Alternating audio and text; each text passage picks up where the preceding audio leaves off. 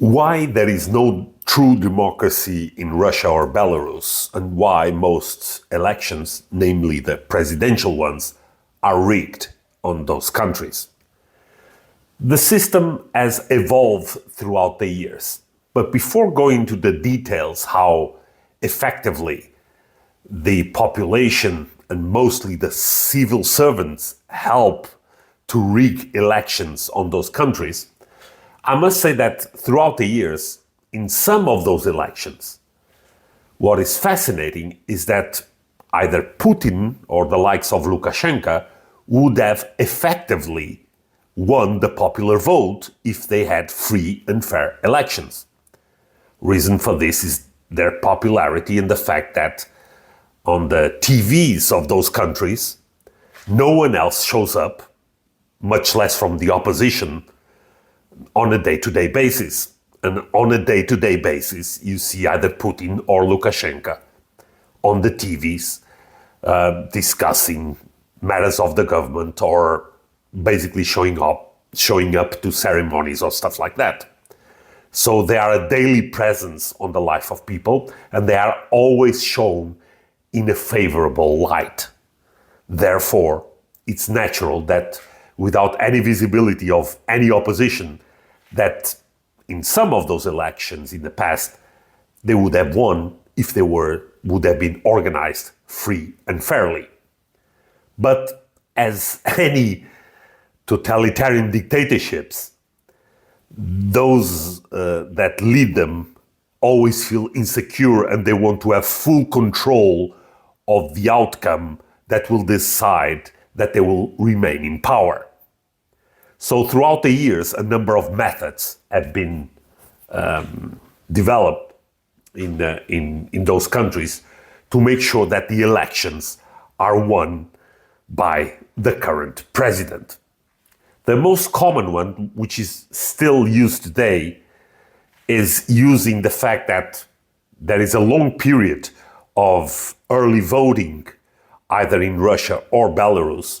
So basically people can vote way before the election days. And actually quite often in state companies, they are driven in certain days to the voting stations, and they all vote collectively, and they are instructed to whom to vote. But what happens quite often is that on those voting stations, that are quite often the commission that is there, basically supervising the voting, are civil servants, quite often teachers, and their role is not only to supervise the election itself, but it's also to rig the election. And in times where there's nobody voting, quite often you see, and there's a lot of footage of that happening, they will just go to the ballot box and they will fill it in with votes, with fake votes, with votes for the current president. So quite often you see ballot boxes that are almost overfilling if they exaggerate a little bit. And that's more than proven already. You can easily find on the internet footage of those people, sometimes with very bad acting skills, approaching the ballot box and just dropping a bunch of votes into the ballot box. And they are usually part of this commission that supervises the ballot. There are other ways. Lately, Russia, for example, introduced the electronic voting. And you'd say, well, how can you prove that electronic voting is also rigged? You can see that on some of the elections where they allowed some mild opposition to participate, which they don't do nowadays, the voting was favorable to that opposition. But then when they inserted the online voting, all the government-sponsored candidates won easily. So the online voting changed completely the outcome of those elections, sometimes regional ones, sometimes for mayor and so on. So that is clear evidence that the online voting is also rigged. In the old days, you could see things as primitive as ballot boxes going through very small villages. They would arrive within a truck. They would gather the population of 20, 30, 50 people, and they would just ask them to raise their hand if they would vote for the current president. And of course, everyone would just raise their hand, and all the votes from those villages would go to either Putin or Lukashenko, depending on the country. So that is a not very sophisticated but efficient system that rigs elections constantly on those countries. There's also one episode which is very telling, and this one was in Belarus when they allowed some opposition to participate and an opposition candidate to be running in the ballot.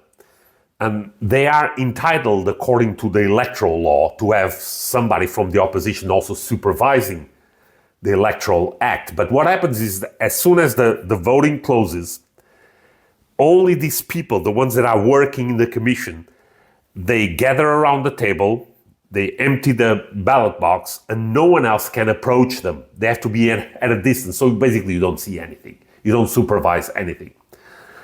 And one of those persons from the opposition decided, well, she had voted on that voting station and she decided just to scribble the whole ballot and with protest words, basically just a protest battle vote that would not be valid.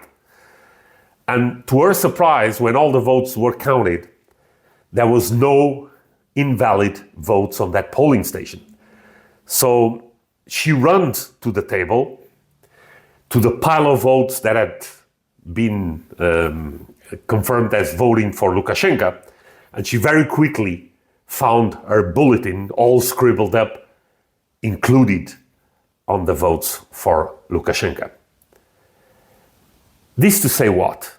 There's a part of the population, out of fear, there's a number of reasons, that support the system, support the leadership to rig elections. I don't know how they live with their conscience, but they do. And they know that they are rigging elections. They may say, I don't want to lose my job, I don't want to lose my situation, I'd rather have a peaceful life, but undermine the democracy of my country. So throughout the years, that's what leads elections, either in Russia or Belarus, to not be recognized as free and fair. That is enough evidence that outright and shamelessly they rig elections to keep both Putin and Lukashenko in power.